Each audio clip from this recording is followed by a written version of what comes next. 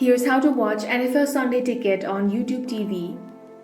Once you have purchased your subscription either bundled as YouTube TV add-on or as standalone YouTube primetime channel, watching the games and taking advantage of premium viewing feature is incredibly simple.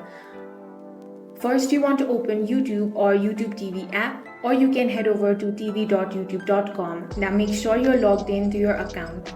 Now, on Sunday mornings, starting roughly 2 hours before kickoff, a dedicated live and upcoming shelf will automatically appear on your main home feed. Alternatively, you can search for NFL or your favorite team in the search bar. Now click on the specific out-of-market game you want to watch. If prompted by your device, make sure to allow location access.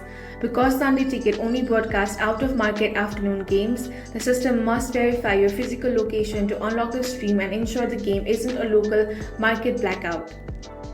Once you're in the game, you can optimize your setup using YouTube TV's exclusive tournament features.